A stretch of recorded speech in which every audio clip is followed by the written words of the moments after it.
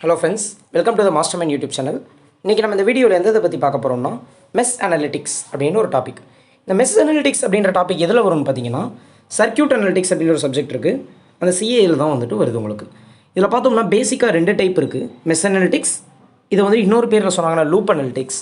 இன்னொரு டைப் பார்த்தீங்கன்னா nodal analytics. First நம்ம மெஷ் அனலிட்டிக்ஸ்க்கு என்னன்னு சொல்லி ஒரு ப்ரிப்பேர் பண்ணி ஒரு வீடியோ போட்டிருக்கோம். வாங்க ஃப்ரெண்ட்ஸ் இந்த வீடியோவை பார்த்துடலாம்.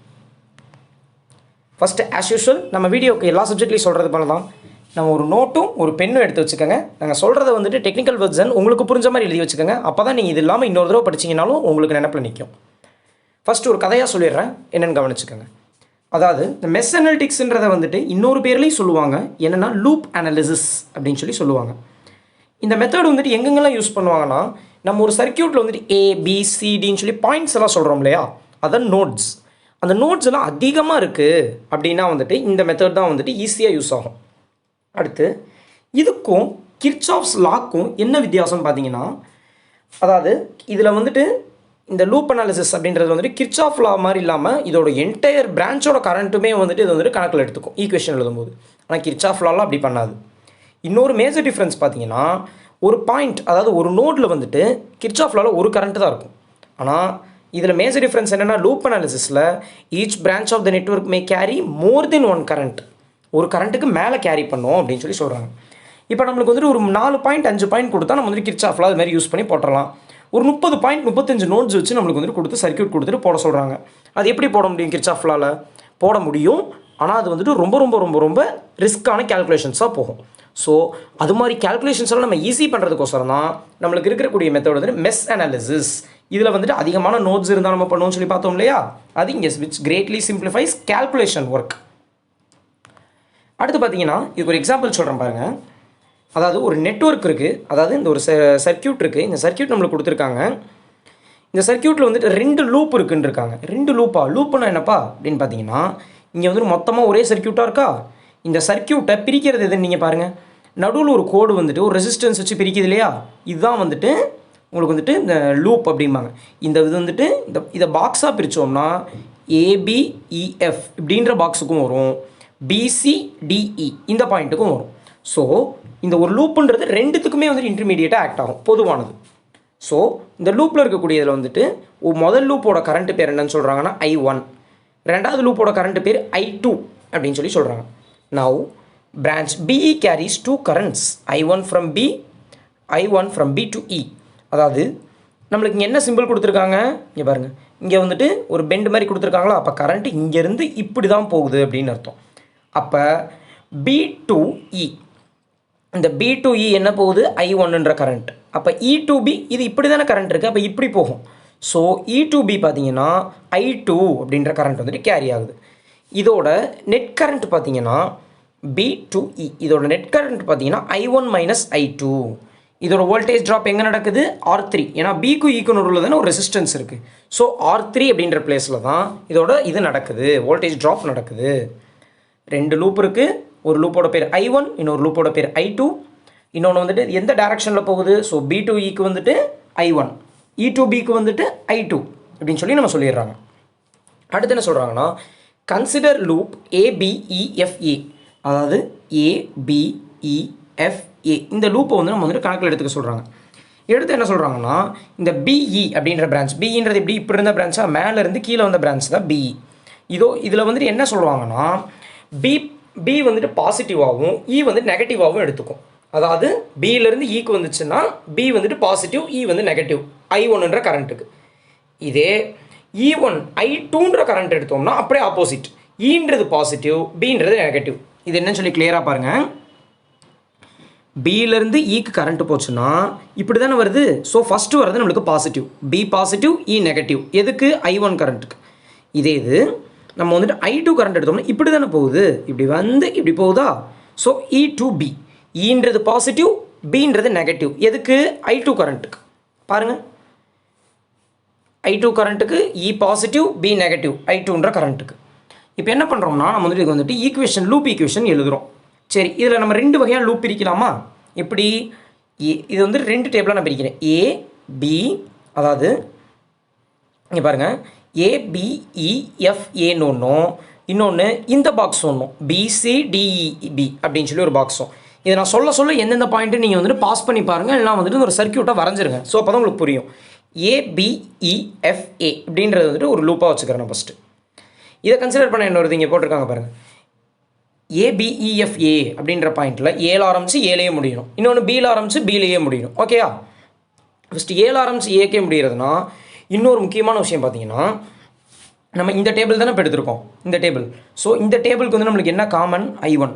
அப்போ எல்லாத்துக்குமே நம்மளுக்கு வந்துட்டு I1 தான் கரண்ட் கொடுக்கணும். ஆனால் இந்த லூப் லைன் இருக்குது பார்த்தீங்களா, இந்த லூப் லைனுக்கு மட்டும் காமன் இல்லாமல் இதுலேருந்து தானே இது ஷேர் ஆகுது. ஸோ அதோட கரண்ட்டும் நம்ம கொடுக்கணும். அதாவது எப்படின்னு சொல்கிறேன் பாருங்கள். R1 ஏ ஃபஸ்ட்டு என்ன கொடுத்துருக்காங்க? ஏலேருந்து பிக்கு போகுது. ஸோ ஏலேருந்து பிக்கு போகுதுன்னு என்ன எழுதணும்? ஏலேருந்து பிக்கு என்ன கிடைக்கிது? R1. என்டையர் இதுக்குமே நம்மளுக்கு கரண்ட் வந்து I1 தான். ஸோ I1 R1 அப்படின்னு சொல்லி போட்டுக்கிறேன்.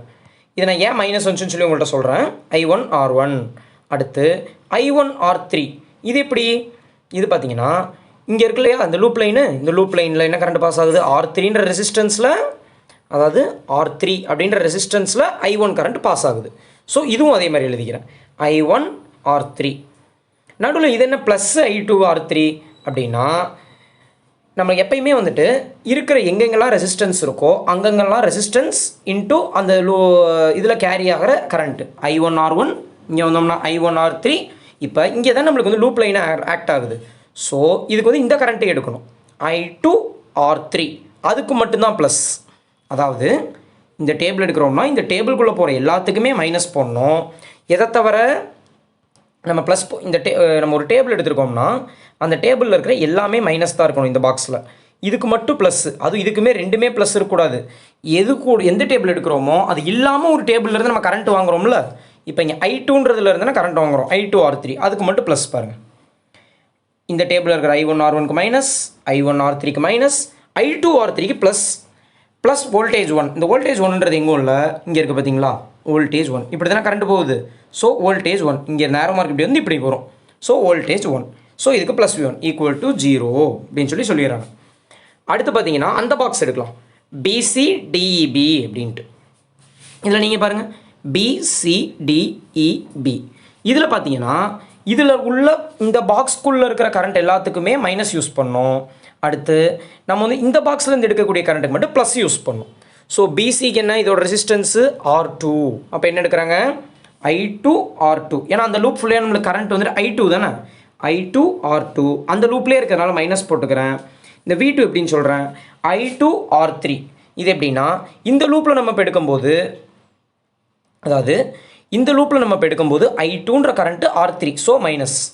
இப்போ எங்கே நம்ம ப்ளஸ் போடுவோம்னா ப்ளஸ் I1 R3ன்னு போடுவோம்.